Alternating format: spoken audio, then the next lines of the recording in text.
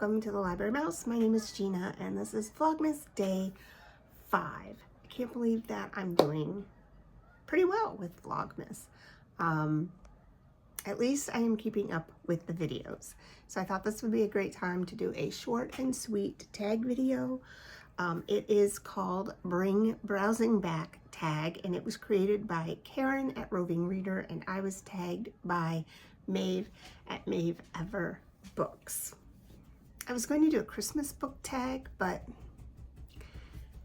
this background isn't very Christmassy, and I didn't want to do it downstairs. So here I am with this one. So I did like this one. It made me go back and look through some of my books. The first prompt is The Magic of Discovery. Share a book you found by browsing. I have to admit, almost all the books I find by browsing. I generally am not looking for a specific book when I go to a bookstore or a library or a little free library. I'm constantly browsing. The only time I'm not browsing for a book is if I order a book online, and generally then I know this is the book that I want and I'm buying it. Otherwise, I am a browser. But I pulled this book. This is a TBR. I have not read it yet. I found this by browsing the shelves at Goodwill, and it is called The Elegance of the Hedgehog. It is by Muriel Barbery, and it's a New York Times bestseller. This is her first novel. No, her second novel, sorry. Her first book, Un Gourmandise, I took French, but I'm probably butchering that, has been translated into 12 languages. So you can see that this is the Europe edition. So this book takes place in Paris in an elegant hotel. There's two protagonists to begin with. One is the building's concierge. Her name is Reney, and she plays the role of the concierge. You know, she's cantankerous. She sits around and watches soap operas all day. She basically kind of lives the stereotype that people have for a concierge in the kind of building she's in. But secretly, she's very intellectual. She loves philosophy and music and Japanese subculture and art, and she kind of sits and scrutinizes all of her tenants' lives with biting humor. The other character is Paloma. She's a 12-year-old girl, extremely precocious, very smart. She's the youngest daughter of a family who lives at the hotel. And she has come to terms with life's seeming futility. And she's decided, and this might be a trigger, she has decided to end her own life when she turns 13. Because she figures, what is the point? But until then, she kind of hides behind the preteen stereotype and is like extremely interested in pop subculture. She's a good, not outstanding student. She's an obedient, if obstinate, daughter. So they're living their lives at the hotel, and along comes a new tenant, a wealthy Japanese man named Ozu. He befriends them. He kind of sees through their masks that they have on, and it says it's a moving, witty, and redemptive novel that exalts the quiet victories of the inconspicuous among us. I thought it sounded really good. I have yet to read this book though, but it is on my shelf. The second prompt is Expanding World, a book that has made you view things from a different perspective or give you new ideas. This book also kind of goes with the next prompt. I'll find a different book for the next prompt, but I could say it could fit either of them.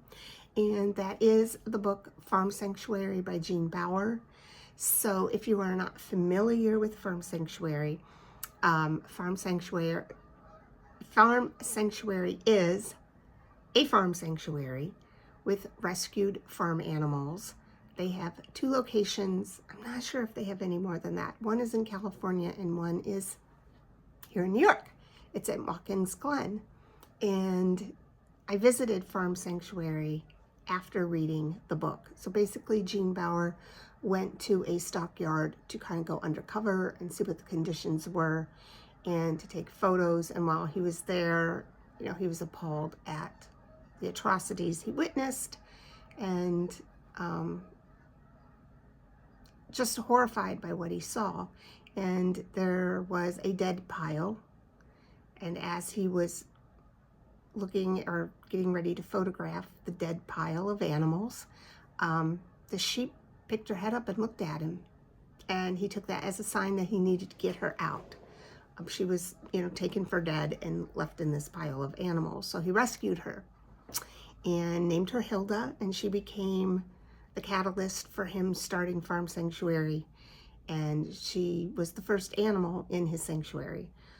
So this book kind of outlines the 20 years that he had in farm rescue. It was published in 2008.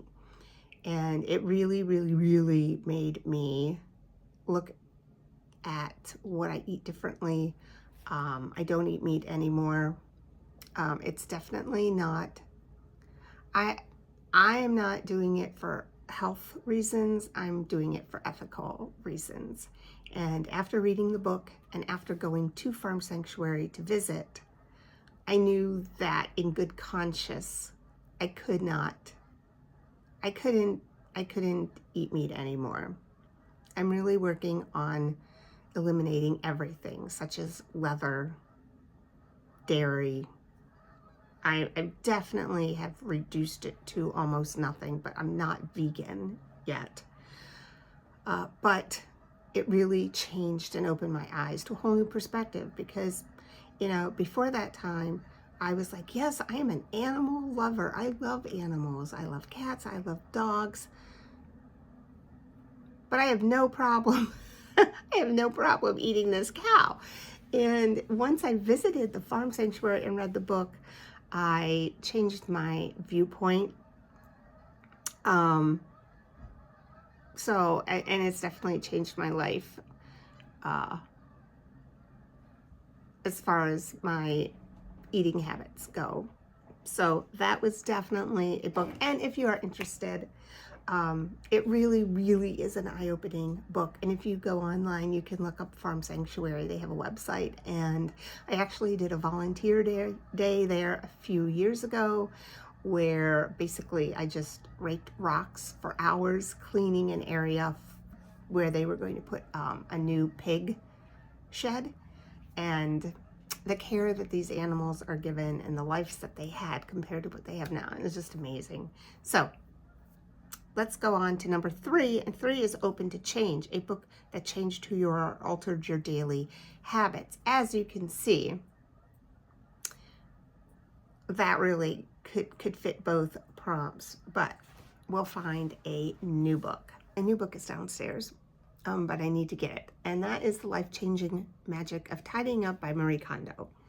Now, you can look around my house and you can see that it is not anywhere near Marie Kondo approved. But her book did make me really think deeply about why I am keeping some objects. It made me really think about having a place for every object, and does this object bring me joy? Because that is her overriding question.